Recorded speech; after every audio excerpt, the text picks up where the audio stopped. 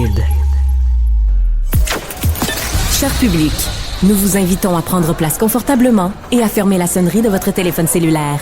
En cas d'incident, veuillez repérer les sorties de secours les plus près de vous. Bon divertissement. 1, 2, 1, 2. OK, c'est bon, on peut y aller. Sophie Durocher. Elle met en scène les arts, la culture et la société. Une représentation pas comme les autres. Sophie Durocher.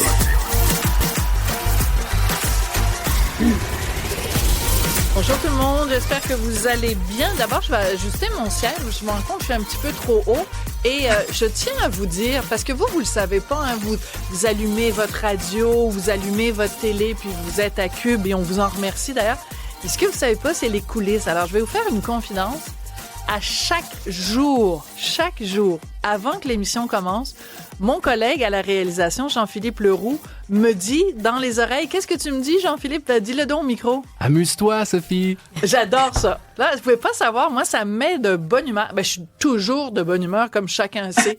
Tu sais, je suis une fille positive. Puis Jusqu'à temps que la chicane survienne. Mais je suis, en général, quelqu'un de super positif. Mais le fait que Jean-Philippe, juste avant d'aller en onde... Bonjour, Cybèle. Bonjour, Sophie. Juste le fait que Jean-Philippe me dise ça à chaque fois, ça me donne comme un petit oomph. Mais c'est si important, en fait, qu'on aime ce qu'on fait. Qu'on soit dans la bonne heure et la bonne humeur et tout ça, bien sûr, c'est super important. Alors, sinon, pourquoi tu travaillerais? Pour être payé, puis payer mon hypothèque. Mais avoir un toit sur la tête, manger. mais ça et ça, les deux vont ensemble. Ça peut être pour des raisons financières et pour des raisons de plaisir et de bonheur. Et je dois dire aussi qu'avec Hugo Veilleux, qui est journaliste à La Recherche, on a eu une idée il y a quelques semaines. On s'est dit, on va recevoir au cours des semaines, jusqu'à la fin du printemps, des duos mère-fille, mère-fils, père-fille, père-fils. Tu sais, on a reçu Marc Derry.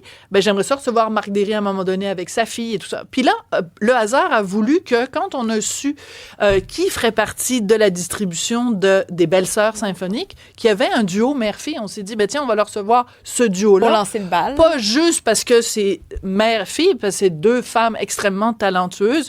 Lunou Zucchini. Bonjour, Lunou. Allô. Quel plaisir de te voir. Et je te disais qu'avant que l'émission commence que la première fois que je t'ai vue dans ma vie, ben, t'étais dans le bedon de ta maman. Oh, ta maman qui est au bout de la ligne. La splendide Luce Dufault. Bonjour, Luce. Allô, Sophie, ça fait longtemps. Ben, toi et moi, ça fait longtemps qu'on ne s'est pas vus. Mais je pense que la première fois que j'ai vu Lunou, elle était dans ton ventre. Tu étais une femme enceinte absolument splendide, Luce. Oui. Oh, merci. Oui, j'étais enceinte de Lunou, je me souviens. Oui. Vous êtes toutes les deux dans cette distribution des Belles-Sœurs symphoniques. Alors, les Belles-Sœurs, ça a commencé évidemment une pièce de théâtre écrite par Michel Tremblay, 1968. Ça a marqué pas juste l'histoire du théâtre au Québec, ça a marqué la société. Après ça, il y a eu la comédie musicale, René Richard Cyr, Daniel Bélanger. Ensuite, il y a eu le film. Et là, maintenant, les Belles-Sœurs symphoniques, je vais peut-être commencer avec toi, Lunou. Les gens de ta génération, ça représente quoi pour eux, les Belles-Sœurs? C'est quand même une œuvre historique, je pense, qui québécoise. Tout le monde, en tout cas, ma génération, peut-être en dessous, même en dessous de moi, j'ai l'impression que ça reste un icône. Michel Tremblay, puis c'est une œuvre que moi, à l'école, j'en ai entendu parler, on en a lu. Les Belles-Sœurs, on l'a joué. Je suis vraiment excitée d'être là-dessus, ça va être le fun, c'est des beaux personnages. C'est très québécois, c'est très la vie quotidienne québécoise, des personnages typés, c'est vraiment très... Puis en même temps, c'est intéressant parce que le personnage que tu joues, donc ça se passe évidemment dans les années 60, les Belles-Sœurs, et le personnage que tu joues tombe enceinte, et elle le veut pas, le bébé, puis là, elle se pose la question, je vais-tu me faire avorter ou pas? Puis je trouve ça intéressant quand même que tu reprennes ce rôle-là aujourd'hui, en 2025, où, justement, le droit à l'avortement peut être compromis. En tout cas, aux États-Unis, il l'est. Oui, malheureusement, oui. Et donc, ça doit aussi venir te chercher, ça? Oui, c'est sûr. C'est sûr que ça n'a pas de bon sens que ça soit remis en question. Mais oui, effectivement. Comme quoi, hein, malheureusement, on n'a pas fini de se battre pour ça, puis qu'encore aujourd'hui, ça peut rester chambranlant tout près de nous autres. Là. Je veux dire, les États-Unis, c'est à côté. en espérant que ça prenne une autre tangente. Mais oui, fait que non, c'est sûr, c'est un beau personnage. Un beau personnage. Ouais. Alors, toi, Luce, tu joues le personnage de Pierrette, une fille de club. Écoute, moi, je trouve que c'est parfait parce que c'est quand même... le nombre de fois toi, t'es pas mal une fille de club. Donc, quand on t'a approché pour reprendre ce personnage-là, t'as dit oui tout de suite? Hein? Ah mon Dieu, j'ai dit oui tout de suite. Tout de suite. Oui, vraiment. Honnêtement, on m'aurait donné n'importe quel autre personnage, j'aurais dit oui parce que c'est les Belles-Sœurs, parce que c'est Michel Tremblay, parce que c'est Daniel Bélanger, René Richard. Tout ça me tentait. Lorraine Pintal. Non, j'aurais dit oui j'aurais passé le balai, honnêtement. Mais demander à Luce Dufaux, avec la voix que t'as et le talent que t'as de passer le balai, ça aurait été drôlement insultant. Mais donc, il y a beaucoup de gens qui vont être évidemment très tentés d'aller voir ça. Ça va être présenté au cours des prochains mois. Les répétitions n'ont pas encore commencé. Et c'est sûr que le fait de vous voir toutes les deux, vous jouez pas le rôle de père de mère-fille dans la pièce, hein, pas du tout. Mais le fait de vous voir toutes les deux, puis là, on voit, j'adore ça, merci beaucoup, Jean-Philippe, qui vient de nous envoyer la photo qui annonce le spectacle. On vous voit en costume. Qu'est-ce que vous a fait toutes les deux de vous retrouver maquillées, coiffées, puis déguisées comme dans les années 60? Lunou, ça t'a fait quoi? C'est pas ton époque pantoute? Non, pas pantoute, mais c'est ça qui est le fun. C'est de pouvoir aller toucher un petit peu avec des conceptions de costumes, maquillage, coiffure qui vont être très intéressants et tout. Puis c'est le fun de voir tout le monde là-dedans. Ça nous met dans le bain, là. Oui. Ouais.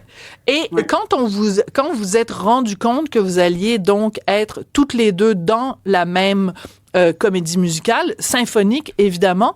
C'était pas la première fois parce que vous aviez fait un spectacle de Noël où vous étiez toutes les deux ensemble sur scène.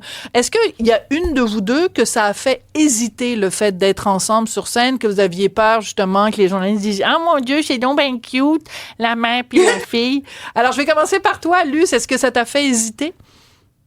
Ben, moi, non. Non. Moi, depuis que Lunou a fait Starac, le règlement dans ma tête, c'est si Lunou dit oui, après ça, je décide. Mais je vais jamais décider pour elle ou en fonction d'eux. Faut que ça vienne d'elle. J'ai pas envie d'y imposer rien, surtout par rapport à ça va être cute, là. Non. mais c'est intéressant parce que c'est toi qui as le droit de premier refus. Donc, faut que toi, tu dises oui, puis ensuite, Luce, elle va accepter. C'est comme ça que ça marche? Mais c'est comme ça que ça marche. Je pense que ça marche comme ça dans sa tête, mais c'est pas un règlement que j'ai écrit. C'est pas un règlement que j'ai dit. Là, maman, non, pas du tout. Je pense que c'est juste, c'est sa sensibilité.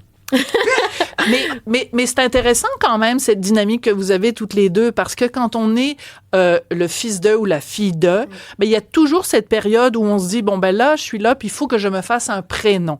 Donc tu as vécu ça, mais on n'est plus là-dedans du tout. Tu sais, tu co-animes Belle et Bomme, tu fais tes spectacles de ton côté, complètement indépendamment de maman et de papa. Donc t'es vraiment Lunou par toi-même.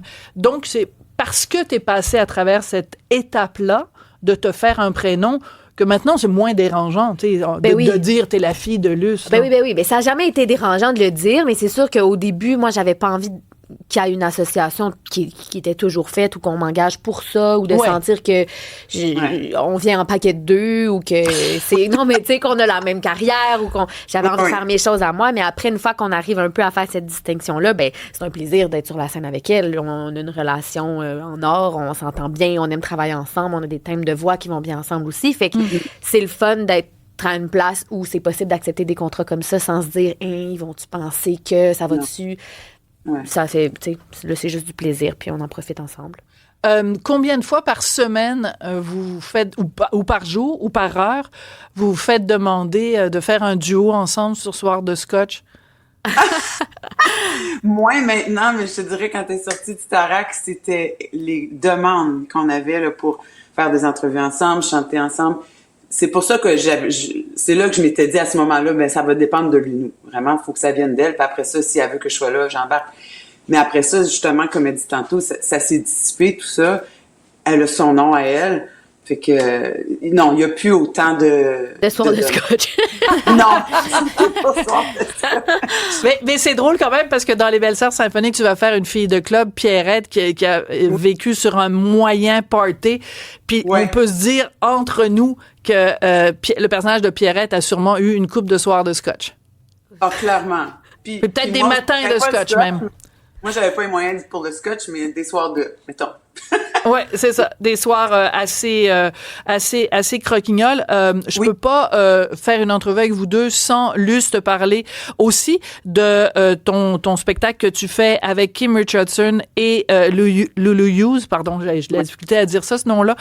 Pourtant, avec Lulu Hughes, ça s'appelle Elle. Vous êtes le 13 mars à la Place des Arts. Parle-moi un petit peu du plaisir que c'est d'être sur scène avec ces deux complices.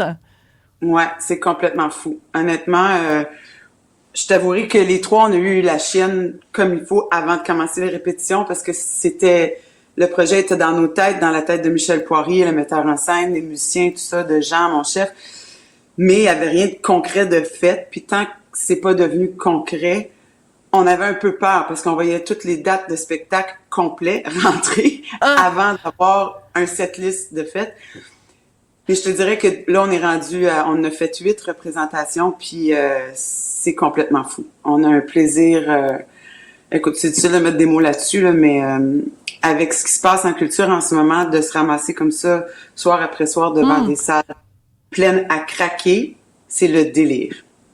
Mais c'est important que tu le mentionnes parce que c'est vrai que la culture québécoise traverse vraiment une crise. Oui. C'est pas une exagération de le dire. N'en déplaise à certains vendeurs de pizza. Mais je trouve ça intéressant aussi que donc toi tes salles sont pleines. Toi ta carrière va super bien, évidemment avec Belle et Bomme, mais avec tout le reste que tu fais. Toi qui commences quand même, t'es quand même une junior dans le métier. Puis je dis ça en toute bienveillance, bien sûr. Est-ce que ça t'inquiète des fois de dire parce que tu arrives dans ce milieu-là, c'est complètement différent de évidemment quand tes parents ont commencé où tout était quand même plus facile. Est-ce que ça t'inquiète des fois? Est-ce que ça te pogne l'angoisse de dire oui, c'est sûr. On le voit. Moi j'ai l'impression que j'ai commencé dans ce milieu-là quand ça allait pas super bien déjà. C'était comme en pandémie. Fait que c'était pas la joie non plus. Puis on est clairement dans un creux. J'ai comme espoir qu'un creux ça finit toujours par remonter, mais c'est sûr que c'est angoissant de voir les salles. Moi, je fais beaucoup de la comédie musicale, beaucoup les salles, c'est difficile à remplir. Puis oui, c'est des billets de spectacle qui sont quand même dispendieux, mais il y a beaucoup de monde sur scène. C'est de voir des équipes, des fois des shows qui se font annuler, qui se font des tournées qui devaient être de 50 shows, qui finalement, ça va être 30 parce que on vend pas assez de billets, parce que les gens ont pas nécessairement les moyens d'acheter des billets de spectacle présentement. Je le comprends. L'économie et tout va mal. C'est pas juste en culture, mais c'est sûr, c'est angoissant. On espère que ça va revenir puis que les gens ils vont être au rendez-vous puis qu'ils vont continuer à consommer de la culture, qu'on va continuer à faire des productions originales, à engager des gens, des Québécois, des gens d'ici pour faire le surtout Les Belles-Sœurs, parce que c'est vraiment quand même assez extraordinaire que cette œuvre-là, créée par 2 hommes, celui qui l'a écrit, Michel Tremblay, celui qui l'a mise en scène, André Brassard, qui est la plus belle déclaration d'amour à la diversité des femmes québécoises. Moi, je trouve ça très touchant. Tellement que je m'étouffe, je m'en excuse. Mais de voir que toutes ces années plus tard, la pièce est encore là et qu'elle vit plusieurs vies, c'est très touchant. Je suis vraiment en train de m'étouffer. On va t'apporter un petit verre d'eau. Je dis merci à tout le monde. Merci de la part de Sophie. Merci d'avoir été là. Luce Dufault, Luno Zecchini. Merci d'avoir été avec nous. On vous souhaite des bons spectacles. On a bien hâte d'aller vous voir.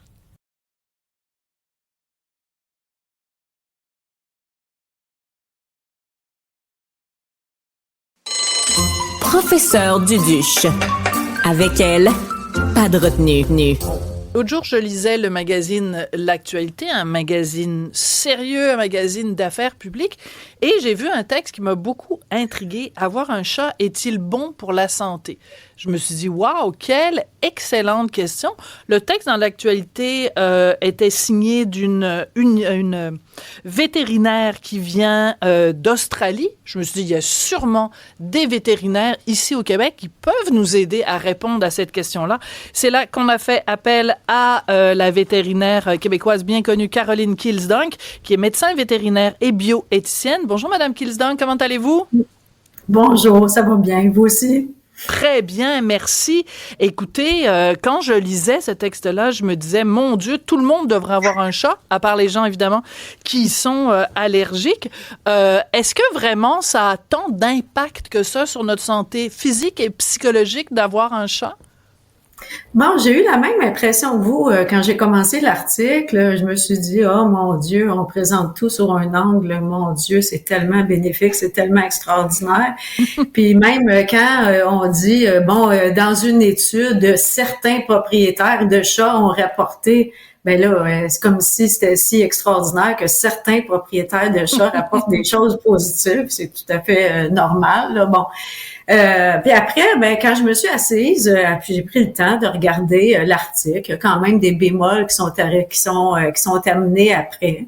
Puis c'est drôle parce que vous me posez une question, puis c'est en plein l'angle que j'avais réfléchi là, que j'avais pensé prendre, puis qui était ma réaction initiale.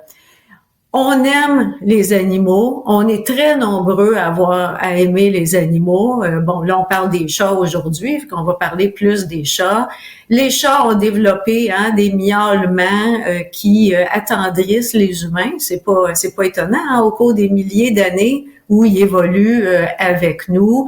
Et puis, c'est un petit animal, ça vient stimuler des instincts. Puis, chez nous, là, l'instinct de prendre soin, Puis, on ne sera pas étonné que il y a des différences entre les hommes et les femmes du point de vue de l'attachement au chat. Ah oui, écoutez, c'est bien démontré, là. Alors, puis d'ailleurs, il y a une de ces études-là qui est citée dans l'article, dans l'actualité, où on pose la question, par exemple, est-ce que vous considérez votre chat comme un ami, un membre, juste un pet, en anglais, un ami, un membre de la famille, ou vous le considérez comme votre enfant? Ben, il y a plus de femmes qui rapportent considérer leur chat comme étant leur enfant. Puis évidemment, ce sont des réponses qui sont plus fréquentes quand une femme vit seule ou quand elle vit en couple sans enfant. Donc, le cauchemar des républicains aux États-Unis, une femme qui vit seule avec son chat. Cybèle, toi, t'as un gros chien. Moi, j'ai un chien. J'ai déjà eu un chat, mais par allergie, j'en ai plus maintenant. Mais j'ai une question qui nous a... On reste dans le sujet, mais qui est un peu ailleurs, que j'ai entendu récemment. Parce qu'on dit, les chats, pour la santé, oui ou non. À ce qui paraît, ce que j'ai entendu, c'est que les morsures de chats sont parmi les plus dangereuses des animaux qu'on peut avoir à la maison. Comme si les chats peuvent nous infecter beaucoup plus intensément que les chiens. Est-ce que c'est vrai? Tout à fait vrai. Alors, puis souvent, on pense, c'est un tout petit trou, des petites dents, même les canines de chat, ça fait quand même pas des gros trous. Alors, on pense que c'est parce que c'est un tout petit trou que c'est pas une grosse blessure. Mais ce qui arrive, c'est qu'ils vont porter certaines bactéries spécifiques en profondeur. Parce que c'est un petit trou, puis c'est une petite dent étroite qui va porter le microbe en profondeur. Et c'est très, très, très fréquent que ça s'infecte. C'est très fréquent que les gens vont se réveiller le lendemain matin avec la main très, très, très enflée, le double, ça veut dire facilement le double de la grosseur normale. Et donc, tout. attention aux minous. Faut faire attention aussi tant qu'à ça aux égratignures, parce que tu sais, on joue avec notre chat, c'est drôle, on a l'avant-bras tout graffiné, mais est-ce que ça aussi, il faut s'inquiéter? Il faut s'inquiéter aussi des égratignures, mais du fait qu'elles sont souvent moins profondes, donc on va pas porter le microbe en profondeur. Alors que la morsure, La morsure, oui. Alors, je reviens à ce texte dans l'actualité qui, moi, m'avait beaucoup intriguée. Il y a 2 éléments qui semblaient vraiment ressortir, que les chats, les gens qui ont un chat, ont une meilleure santé cardiaque et une meilleure santé mentale. Alors après, c'est difficile de faire un lien. Est-ce que simplement c'est un hasard, les gens qui ont une bonne santé cardiaque, il se trouve qu'ils ont aussi un chat, ou c'est parce qu'ils ont un chat qu'ils ont une bonne santé cardiaque? Est-ce qu'on peut quand même s'entendre? Ouais, c'est ça, la question se pose. Est-ce que c'est l'œuf ou la poule, là? Qu'est-ce qui cause quoi? Bon, ben moi j'aime ça quand des gens hors du milieu scientifique posent des questions extrêmement pertinentes par rapport à la science. Oui. Moi-même, je suis pas une grande scientifique. Je suis une vétérinaire avec une maîtrise en bioéthique, mais disons, je pense que je suis capable d'un regard critique un petit peu des fois. Et là, par exemple, justement, dans cette étude-là, les chercheurs eux-mêmes, à la fin de l'étude, disent: on a conclu avec beaucoup de la signification, là, tu sais, une grande validité statistique, là. Bon, on conclut qu'il y a un lien entre le fait d'avoir un chat et d'avoir une bonne santé cardiaque. OK, il y a un lien, il y a une association. En anglais, on dit « correlation is not causation ». Voilà. C'est pas parce que tu as deux facteurs en même temps que ça veut dire qu'il y en a un des deux qui cause l'autre. C'est pas parce que ceux qui ont des chats ont une meilleure santé cardiaque que ça veut dire que c'est parce qu'ils ont un chat. Ça se peut qu'il y ait un autre facteur qu'on n'ait pas identifié. Mais les chercheurs eux-mêmes, dans la conclusion, disent peut-être que ce serait une bonne stratégie à adopter, de recommander l'adoption d'un chat pour prévenir les problèmes cardiaques chez les personnes à risque. Ouais. Ça n'a aucune... Vraiment, là... On saute là plusieurs étapes là. Voilà. Alors, c'est très difficile de conclure de manière générale sur les bénéfices d'avoir un animal parce que c'est tellement gros. Il y a tellement de facettes, il y a tellement de facteurs qui peuvent jouer là-dessus. Moi, je vous demande, est-ce que c'est bénéfique à votre santé physique et mentale d'être en couple? Ben, moi, je pense Comment? que oui. Ben, vous pensez que oui. Et puis, probablement parce que vous êtes heureuse dans votre couple. OK? Ben oui. Mais il y a des gens qui sont pas heureux dans leur couple et pour qui leur couple va être très néfaste à leur santé mentale. Et puis, il y a aussi des variations, bon, selon la relation, selon l'époque de la relation, etc. Alors, c'est difficile de mesurer globalement est-ce que c'est généraliser. On peut pas généraliser. Mais savez-vous pourquoi moi je réponds que oui, être en couple c'est bon pour la santé? C'est parce que mon chum, moi, c'est un petit minou. Un petit minou tout dégriffé, c'est fin, là, inoffensif et tout. Pas de bactéries sur les dents. Quasiment un petit lapin. Ah. Quasiment un petit lapin. Mais je reviens avec quelque chose qui est soulevé encore une fois dans cet article drôlement intéressant dans l'actualité. C'est on raconte par exemple qu'il y a une étude qui a été faite auprès des anciens combattants et il y en a beaucoup qui sont très attachés à leur animal de compagnie parce que il y en a plusieurs qui disent par exemple moi mes chats c'est ce qui m'incite à me lever le matin. Alors ça il y a peut-être pas de corrélation. Il y a peut-être une corrélation, mais pas de causalité. C'est pas la même chose. Mais il reste que des gens qui ont peut-être des problèmes de dépression, le fait d'avoir un animal qui dépend d'eux, peut-être que ça peut aider, en effet, à combattre la dépression. Je n'en doute pas que pour de nombreuses personnes, il y a des effets très, très, très bénéfiques. Moi-même, j'ai pratiqué, on appelait ça de la zoothérapie, là, mais c'était plus des visites de courtoisie, je dirais, là, où on créait des liens sociaux avec moi et avec les animaux. Bon, c'était pas des chats dans ce cas-là, c'était des chiens. Je n'ai aucun doute qu'il y a de très nombreux bénéfices pour beaucoup, beaucoup de gens, mais il faut quand même faire attention de pas trop faire la promotion de ça. Parce que, comme toute relation, elle va être bénéfique dans la mesure où on s'investit dedans, où on est prêt à considérer les besoins de l'autre et les nôtres, donc à travailler là, sur l'équilibre entre les deux. Fait que si on considère pas les besoins de notre animal, ça deviendra pas une relation satisfaisante. Alors voilà, c'est un petit peu ça ce que j'essaie de dire, mais je ne doute aucunement que c'est très, très, très souvent très bénéfique, mais il faut faire attention, il faut avoir le temps, les ressources là, pour Oui. bien s'occuper des animaux. Ah, les ressources, c'est important que vous en parlez parce que la dernière fois qu'on s'était parlé, vous et moi, c'est parce qu'il y avait eu cette série de reportages à Radio-Canada qui montrait justement une augmentation effarante des prix des soins vétérinaires parce qu'il y avait tout un regroupement de compagnies américaines. Cybèle, il y a des commentaires? Oui, puis un de ceux-là vient de Stéphane de Montréal qui dit « Salut Sophie, moi j'ai 2 mimines, je les adore, je suis seule, retraitée et une chance que je les ai, c'est Trinity, Archie, mes 2 bébés. » Donc ça fait du bien quand même d'avoir des animaux de compagnie quand on est seul, puis c'est pas toujours des femmes. Et c'est pas toujours des femmes. Ben non. Ça, mais... Oh non, je ne dis certainement pas que c'est toujours je voulais pas des vous mettre femmes. des mots Non, dans la non. bouche, mais je pense que c'est peut-être un stéréotype, mais vous êtes clairement Ouais. pas finalement. Vous le voyez souvent que c'est des hommes? Ben oui, très, très souvent, c'est vraiment très, très fréquent aussi. C'est juste que statistiquement, on voit une différence là quand même. Puis à propos de considérer les animaux qui remplacent un peu les enfants, moi j'en fais partie de ça là. Moi j'ai eu 4 enfants et quand est-ce que j'ai eu mes premiers chiens? Quand le plus jeune des enfants était rendu à 13 ans. Là, tout à coup, là, l'envie d'avoir un chien, là, était forte, là, puis Un autre bébé. et là, j'étais prête à m'investir et je l'ai fait, et c'est bon. ça. Ben, c'est drôle parce que moi, c'était à l'inverse. Richard a raconté cette anecdote-là 22 fois, fait que je vais la raconter encore une fois. Moi, j'aime pas les gros chiens, mais j'aime bien les petits chiens. Donc, Richard m'avait acheté un petit chien en se disant, ben, tu sais, elle va arrêter de me parler du fait qu'elle veut avoir un enfant, qu'elle veut avoir un enfant, qu'elle veut avoir un enfant. Fait qu'on a eu un petit chien, mais il était bien énervé, fait que ça a pas marché, ça a pas fait la job. Puis là, je me suis retournée vers Richard en disant, bon, ben là, on a essayé avec un petit chien, ça fait pas la job. On fait un enfant.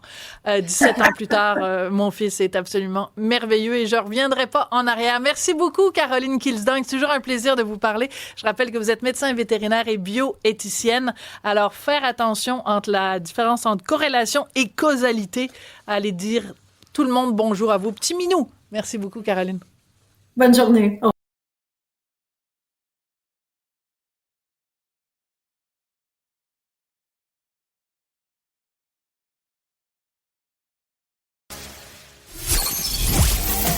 Sophie Durocher. Passionnée, cultivée, rigoureuse. Elle n'est jamais à court d'arguments. Pour savoir et comprendre, Sophie Durocher. Cybèle, on va parler maintenant d'un procès qui fait énormément parler. C'est le procès au civil de Gilbert Rozon. Je vous rappelle que il y a 9 femmes qui le poursuivent au civil pour un total de, je pense, c'est 14 millions de dollars. On peut rappeler les noms: Anne-Marie Charrette, Annick Charrette, Patricia Tulane, Sophie Moreau, Diane Frenette, Lynn Charlebois, Guylaine Courcelle, Marilena Sicari et Martine Roy. Oui, elles le poursuivent pour 14 millions. Et le procès a été suspendu. Hein? Ça a fait beaucoup jaser, Cybèle. Donc, on va en parler avec Maître François-David Bernier pour essayer de comprendre tout ça. Maître Bernier, bonjour. Bonjour, Sophie. Oui, écoutez, c'est suspendu pendant que... Enfin, c'est mieux que ce soit vous qui l'expliquez. Vous allez être un meilleur vulgarisateur que moi. Pourquoi c'est suspendu, puis combien de temps ça va durer d'après vous? Ben, c'est suspendu parce que là, c'est la cour d'appel qui entre en jeu. Et au début, là, rappelez-vous, ce procès-là était prévu pour 43 jours. Et la défense, au départ, a demandé qu'il soit remis. Et là, évidemment, le juge, 43 jours, remettre ça pour le système judiciaire, c'est difficile. Parce que eux prétendaient que, je sais pas si tu te rappelles, Sophie, là, la loi 73 venait de rentrer. Oui. C'est un article du Code civil qui renverse le fardeau pour ce qui est des présomptions. On dit pour des mythes et préjugés. Dans le sens que, à l'époque, exemple, si on dit, bon, ben, la victime avait pas dit non, par exemple. C'est pas non plus un motif pour dire qu'il n'y a pas eu d'agression.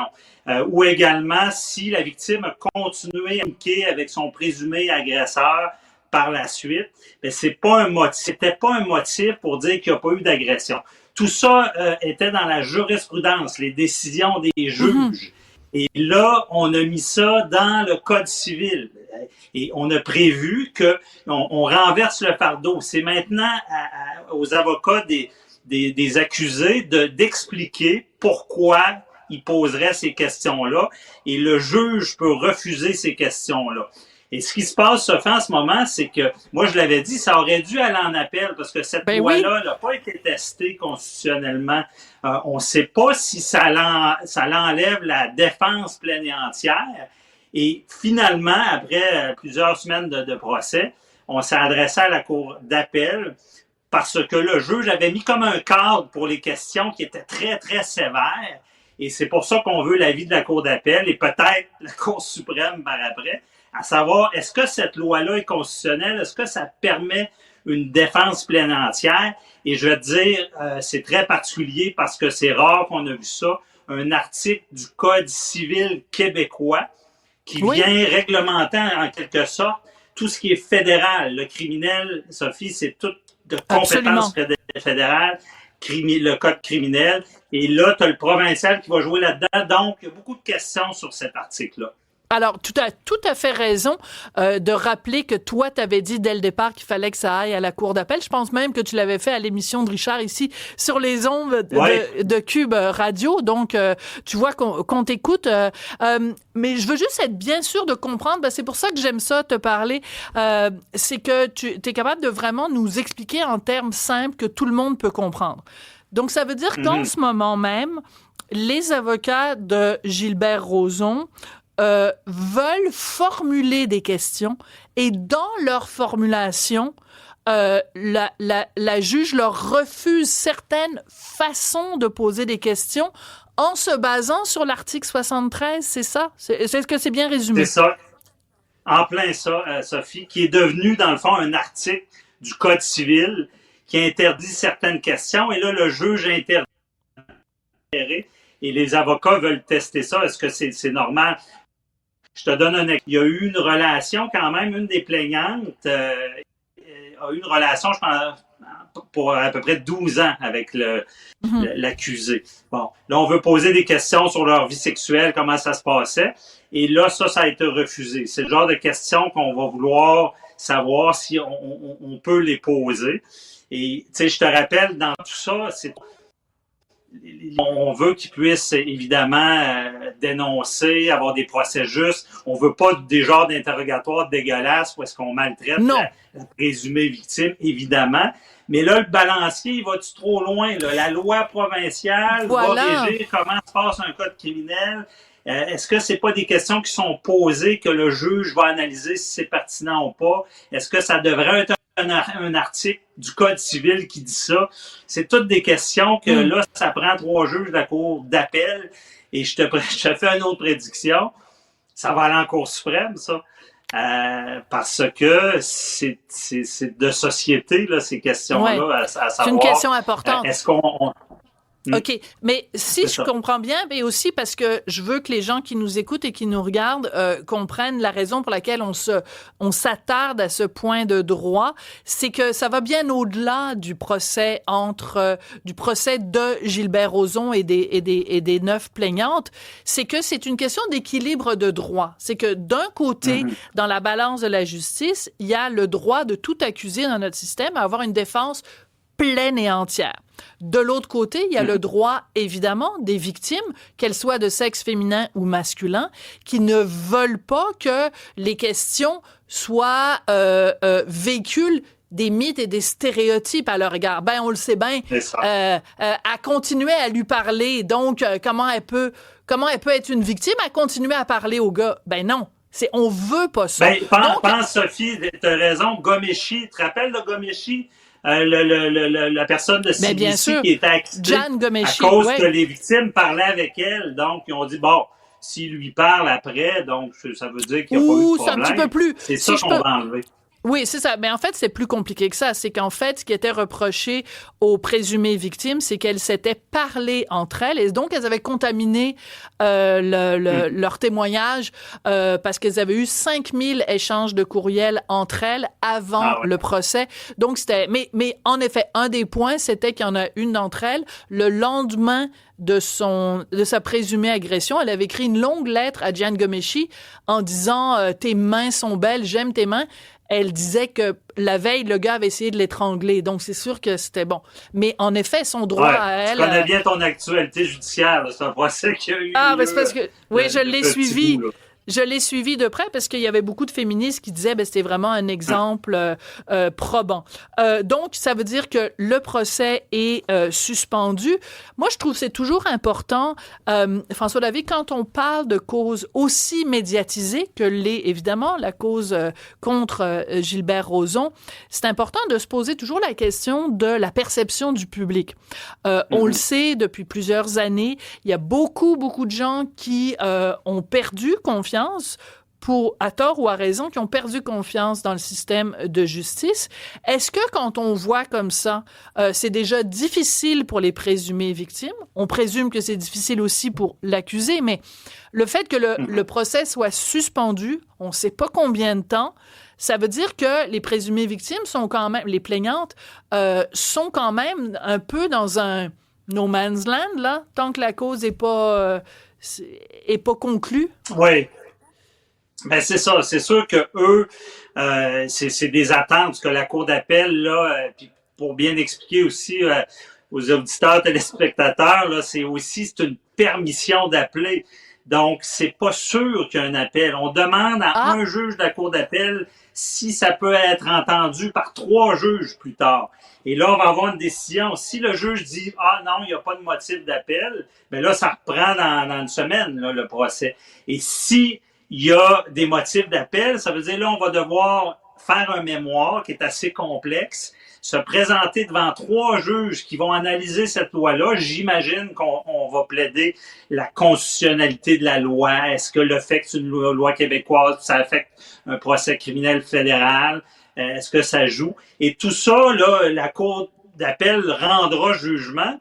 Et après, ben, je vous le prédis aussi, c'est sûr qu'on va essayer d'aller en Cour suprême. Puis c'est sûr que la Cour suprême risque de s'intéresser à ça.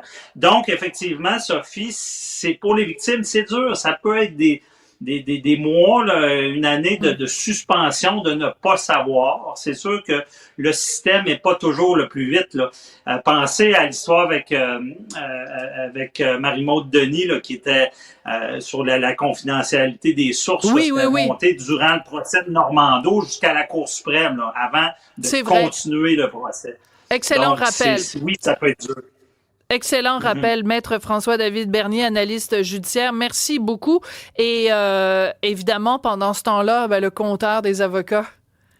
Clic, clac, clic, clac. 43 jours de procès, je ne sais pas, mais ça ne doit pas être donné, ces procès-là. Là, ça va coûter cher. Ça va coûter cher. Merci beaucoup, Maître Cour Bernier. d'appel, Cour suprême, peut-être. Ça va être quelque chose. Les gens qui s'enrichissent le plus là-dedans, c'est les avocats. Merci beaucoup, Maître Bernier. Je ne me prononcerai pas là-dessus. Merci.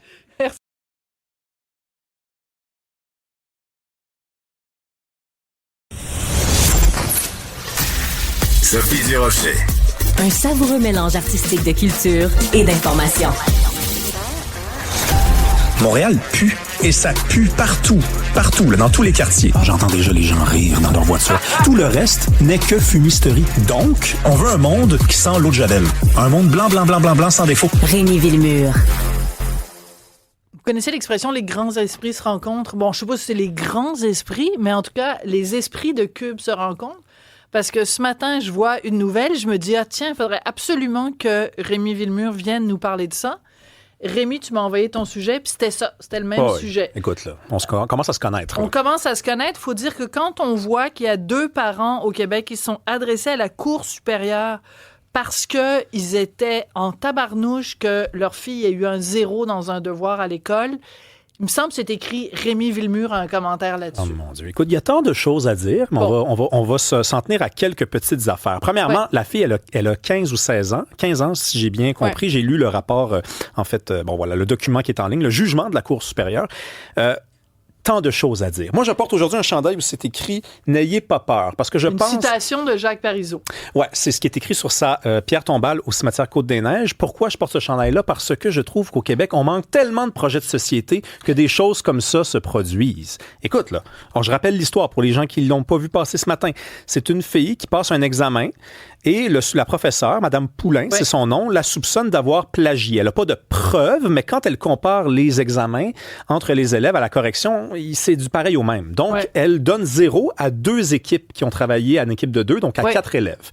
Et là, la jeune fille, en passant, je veux juste spécifier que la note 0 sur 10, ça vaut 1,5 % de la note totale au bulletin. Alors, c'est quasiment sans conséquence. Ça fait peut-être descendre sa cote, sa moyenne, mais ça n'est pas dramatique. C'est juste l'insulte perçue par les parents, l'injustice perçue par les parents que leur fille ait eu un 0 non mérité selon eux. Ouais, donc là, puis en passant, l'élève, parce que c'est aussi écrit dans le jugement, tu sais, écoute, 70 pages. Oui. 70 pages là-dessus. Tu lis 70 pages pour une chronique de 7 minutes, c'est un ratio de 10 pages par minute. Je n'ai pas lu les 70 pages, je me confesse, mais ça fait 70 pages. Dans le rapport, on nous dit que cet élève-là, c'est une bonne élève, mais c'est pas une élève qui a 98 %, là. Elle a plus 80 de moyenne. Donc, c'est bizarre un peu toute cette démarche-là, là, qu'on se batte pour 1,5 point de bulletin. C'est sans doute pour le principe. Je veux bien comprendre. Mais donc, elle va voir ses parents et ses parents disent « ça n'a pas d'allure, on n'a pas de preuve que tu as plagié, on va se battre ». Donc, on va voir l'école, on retourne voir la professeure et on dit ça marche pas. Et là, l'école, moi, je trouve qu'elle fait preuve, mais d'une grande ouverture d'esprit. Ben oui, ils disent on va refaire. On va refaire. Donc, on annule le 0 et on refait l'exercice et non. C'est un non. En fait, l'élève accepte, mais les parents disent non. Tu n'acceptes pas, tu refuses. Et là, ça se rend évidemment en cour supérieure, mais avant toute chose, c'est parce que la cour s'est penchée sur la poursuite. C'était 40 000 $ de frais, OK, pour des dommages et intérêts, parce que, évidemment, le stress psychologique pour la jeune fille. Non, mais on est où, là? C'est parce que là, j'arrête l'histoire. On est où, là? Là, tu commences l'analyse. Et l'analyse fait en sorte que, quand tu regardes ça, donc, les parents allèguent que ça a été traumatisant pour la jeune fille de recevoir ce 0. Donc, ils poursuivent. Mais c'est quand même assez surprenant parce que, résultat, qu'est-ce que ça a fait, cette poursuite-là? C'est que la prof elle-même, là, elle a subi du stress. Ben oui. Et c'est drôle que dans notre société, on se préoccupe plus, ou certaines personnes se préoccupent plus du stress causé à une jeune fille de 15 ans qui a eu un 0 qu'au possible stress pour une professeure qui n'a que fait son travail. Bien sûr. Et qui, elle, écoute, la poursuite, le machin, la cour. Et donc, il faut quand même dire, la cour a débouté les parents, a dit, ben non. Et non seulement ça, mais elle dit, la Cour dit, vous avez utilisé le système de justice pour des peccadilles. Mais c'est la bonne nouvelle, ça. C'est la bonne nouvelle parce que, tu sais, tu te dis, ça se rend jusqu'en cour. Où est-ce qu'on vit? Ça n'a pas d'allure. On a besoin d'un projet de société. N'ayez pas peur, disait Jacques Parizeau. Ah oui, rêvez, les amis, parce que sinon, on s'en tient à des affaires comme ça. La bonne nouvelle, c'est quand même que la Cour a dit, regardez là, débrouillez-vous. Arrêtez de déléguer, parce que c'est ça que c'est. On délègue la responsabilité de gérer des petites choses du quotidien à une instance supérieure qui s'appelle la Cour. On dit on n'est pas capable de s'asseoir avec la direction, on n'est pas assez des grandes personnes, on n'est pas capable de trouver une solution, donc on s'en remet à la justice. Je rappelle quand même une petite affaire, parce que si on aime l'histoire, il faut juste le dire, qu'il y a les 2 autres élèves qui ont triché, ils ont avoué avoir triché. En passant. Ça, on ne sait pas dans tous les articles ce matin. Il faut lire le rapport, OK? En tout cas, lire au moins une vingtaine de pages, chose que j'ai faite. Donc là, à un moment donné, on a comme envie de croire qu'elle a véritablement triché, la jeune fille, puisque les 2 autres élèves ont avoué qu'ils ont triché. Là, c'est juste, assumez-vous, là, s'il vous plaît. Non, mais là, qu'elle ait triché ou pas, à la rigueur, je trouve que ça devient accessoire. Moins... c'est accessoire. C'est juste que on dit tellement, puis on se fait dire des fois, vous caricaturez, mais on dit tellement souvent que les enfants de cette génération-là sont surprotégés, qu'ils ne savent pas, quand ils vont arriver dans la vraie vie, cette jeune fille-là, qui a 15 ans, quand elle va arriver dans la vraie vie, là, puis qu'à un moment donné, sa première job, quelqu'un va dire, t'as fait une job de cochon, recommence là. Elle va-tu se tourner vers ses parents en disant, papa, maman, poursuivez mon employeur? Mais même avant ça, au cégep, il y a des notes, là, on peut enlever des pourcentages quand on remet une note en retard, un travail en retard. Je veux dire, déjà là, c'est de montrer à l'élève à travaver pour ce qui s'en vient dans son parcours scolaire bien avant le travail, là, aussi. Oui, ça lui sert pas du tout de faire ça. Mais t'as raison, Cybèle, mais l'école secondaire, le cégep, tout ça, l'université, c'est une préparation pour, après, aller vivre la vraie vie. Combien de fois dans notre vie professionnelle, dans notre vie personnelle, on s'est fait dire, t'es 0. D'ailleurs, on pourrait sortir la toune de Manuel Tadros. C'est 0, chanté par Julie Masse. Mais je veux dire, dans la vie, là, tu vas te faire dire 0 plusieurs fois, ma belle petite pitchounette de 15 ans. Ah ben oui, ça ne fait que commencer. Tu n'auras pas toujours tes parents pour poursuivre la personne qui te donne un 0. Je trouve que c'est tellement symptomatique de notre époque. Puis on a tous une responsabilité. Parce qu'on peut trouver, par exemple, la jeune fille irresponsable. OK, mais c'est une jeune fille mineure. Écoute, elle va peut-être changer. On peut trouver les parents. Je pense que ça, on a le droit. On peut trouver les parents zélés en tabarnouche. Là. Je m'excuse, mais de se rendre jusque-là. Mais le système aussi, qui prend le temps d'accorder de l'attention à ça. Écoute, j'aurais dû t'apporter des extraits du jugement. On explique comment les pupitres sont positionnés dans la salle. On dit la jeune fille était assise au coin, à gauche, en arrière de la fenêtre. Elle ne pouvait donc pas regarder par en arrière. Elle avait donc un accès au reflet de... Hey! On se demande pourquoi le système de justice est slow, pourquoi c'est long, pourquoi puis qu'on dit il manque des ressources. Tabarnouche! On met de l'attention là-dessus! Non, mais quel luxe est-ce que quelqu'un peut apporter la tension artérielle, il faudrait me la prendre, ça, mon médecin. Non, mais a beaucoup monté. Mais c'est vrai que c'est complètement ridicule. Écoute, il nous reste un petit peu plus qu'une minute. Je tiens à dire, quand je t'ai vu rentrer, donc tu portais ton gaminet sur lequel sont écrits les mots « N'ayez pas peur » de Jacques Parizeau. Mm-hmm. Puis moi, dans la tête, je me disais, voyons, c'est pas Jacques Parizeau qui a dit ça, mais t'as raison, c'est Jacques Parizeau. Mais c'est aussi Françoise Dolto qui avait fait inscrire ça sur sa pierre tombale. Françoise Dolto, donc célèbre psychologue pour enfants, qui a beaucoup, beaucoup fait pour la reconnaissance de l'autonomie des enfants. Elle a fait inscrire ça aussi sur son épitaphe. C'est quand même drôle que 2 personnes dans l'histoire de l'humanité aient fait écrire la même phrase qui veut sur dire leur la même pierre chose. tombale, qui veut dire la même chose. Arrêtons d'avoir peur. Oui. D'avoir peur. Et un 0, c'est pas la fin du monde. Un 0, c'est pas la fin du monde. Mais toi, tu n'es pas un 0. C'est gentil. Tu es un 10 sur 10. Toi aussi, Cybèle. Yes. Toi aussi, Hugo Veilleux à la recherche. Toi aussi, Jean-Philippe Leroux. Merci de me dire aie du plaisir avant chaque début d'émission. Et surtout vous, les auditeurs, les auditrices, les spectateurs, les spectatrices de Cube Radio, vous êtes tous sur des zéros. Merci beaucoup d'être là avec nous. Il me reste 5 secondes. Qu'est-ce que je pourrais bien vous dire? Je vous aime. Merci et au revoir. Cube.